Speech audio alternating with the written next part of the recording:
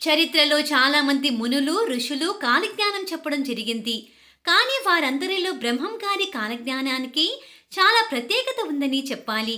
ఎందుకంటే బ్రహ్మం గారు చెప్పేటటువంటి చాలా విషయాలు ఇప్పటి వరకు జరుగుతూనే ఉన్నాయి. కావున ఇప్పుడు మనం బ్రహ్మం గారి కాలజ్ఞానంలో కొన్ని విషయాలు తెలుసుకోవడంతో పాటుగా బ్రహ్మం గారి కాలజ్ఞానం ప్రకారం 2024 ఎలాంటి విధ్వంసాలు జరగబోతున్నాయి, బ్రహ్మం గారు ఏం చెప్పారు, కాలజ్ఞానంలో ఏం రాసింది, కాలజ్ఞానంలో రాసినట్లుగా 2024లో ఏం జరుగుతుంది, ఇలాంటి అంశాల గురించి మనం ఇప్పుడు ఈ వీడియోలో తెలుసుకుందాం. ఇప్పటికే బ్రహ్మం గారి కాలజ్ఞాన ప్రకారం కొన్ని విషయాలు నిజమయ్యాయి. శ్రీ పోతులూరి వీరబ్రహ్మస్వామి రాబోయే రోజుల్లో ఎటువంటి విపత్వాలు సంభవిస్తాయనేది ముందుగా ఊహించి కాలజ్ఞానాన్ని రచించారు. ఆ స్వామి చెప్పిన విధంగానే దొంగ స్వాములు పుట్టుకురావడం, 6 ఏళ్ల పాప గర్భవతి అవ్వడం, ఆడవాళ్లు మానం అమ్ముకోవడం, గాంధీ లాంటి మహాత్ముల స్వతంత్రాన్ని తీసుకురావడం, ఇలా చాలానే జరిగాయి.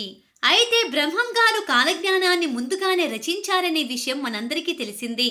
కాశీలోని దేవాలయం 40 రోజుల పాటు పాడుపడుతుందని చెప్పారు.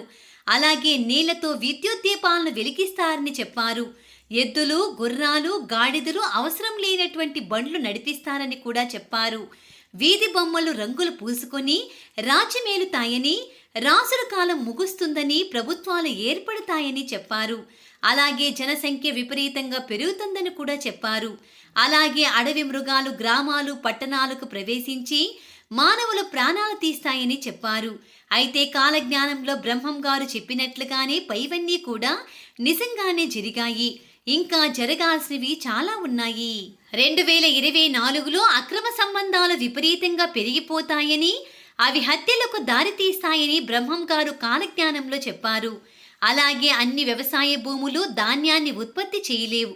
దీంతో తీవ్రమైన ధాన్యం కొరత ఏర్పడుతుందని తెలిపారు. 2020 నాటికి ఆకాశంలో కొత్త నక్షత్రం ఉద్భవిస్తుందని కాలజ్ఞానంలో చెప్పారు. అన్ని రకాల పండ్లు రసరహితంగా తయారవుతాయి. అలాగే సైంటిస్టులు ఎన్ని రకాల ప్రయోగాలు చేసినా బొబ్బలు లేస్తాయి. దాని కారణంగా నెత్తురు కక్కుతూ రోగాన పడి మనుషులు చనిపోతారు. మోగాలు కూడా ప్రాణాలు విడుస్తాయని బ్రహ్మం గారు కాలజ్ఞానంలో చెప్పారు.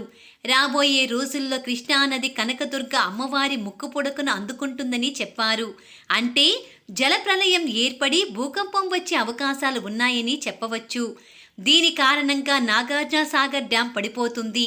ఇక కృష్ణానది ఇంద్రకీలాద్రి దాటిన కొన్ని సంవత్సరాలకి గంగానది కాశీలో కనిపించకుండా పోతుందని బ్రహ్మం గారు చెప్పారు.